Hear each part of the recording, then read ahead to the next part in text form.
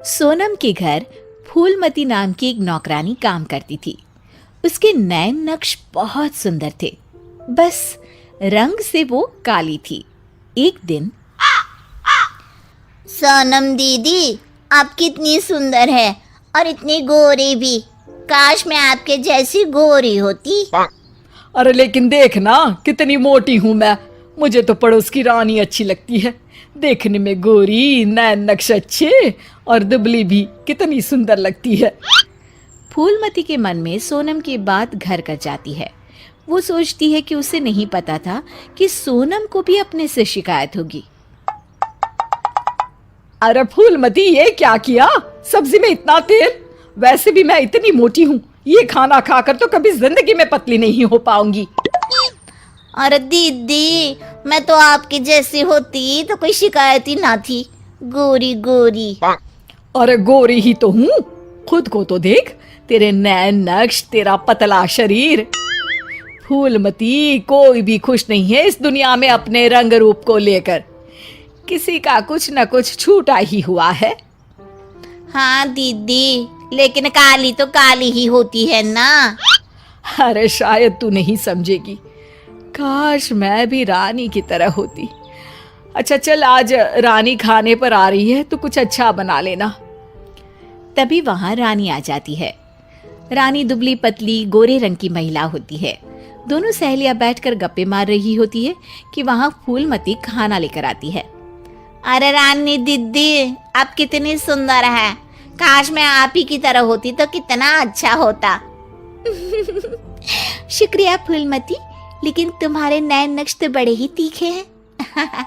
हाँ दीदी, लेकिन हूँ तो काली ही ना। वैसे तो मैं भी वो सामने वाली वंदना को देखकर सोचती हूँ कि काश मैं उसके जैसी होती। हैं दीदी, आप भी अपने से खुश नहीं? ना ना, मैं तो बहुत खुश हूँ।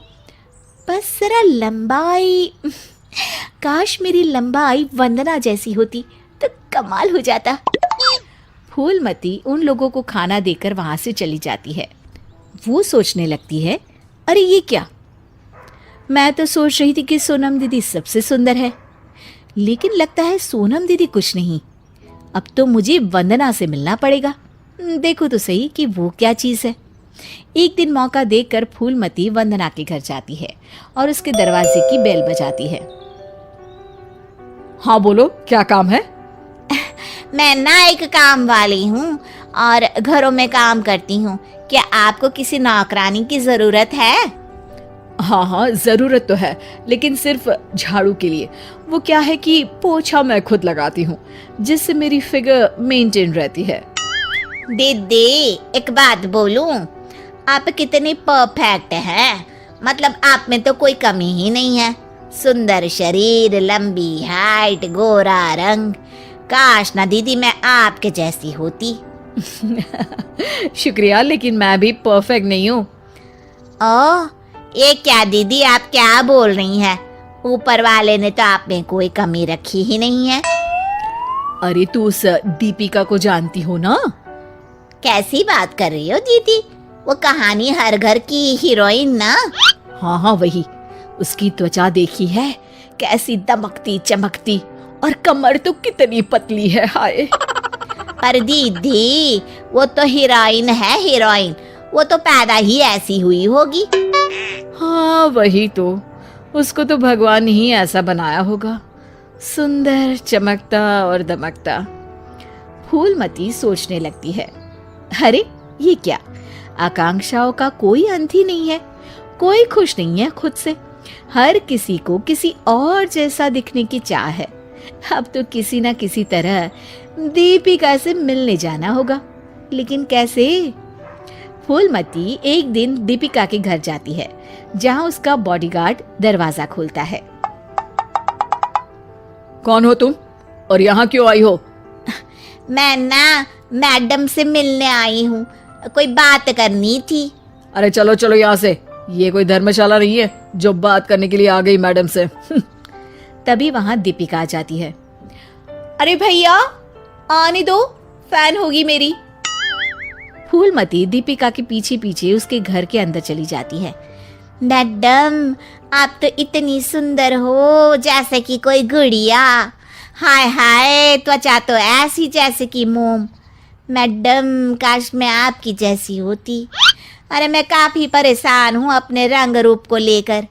एक ही जिंदगी और उसमें भी भगवान ने मुझे ऐसा बना दिया। दीपिका को फूलमती की बात परेशान कर देती है।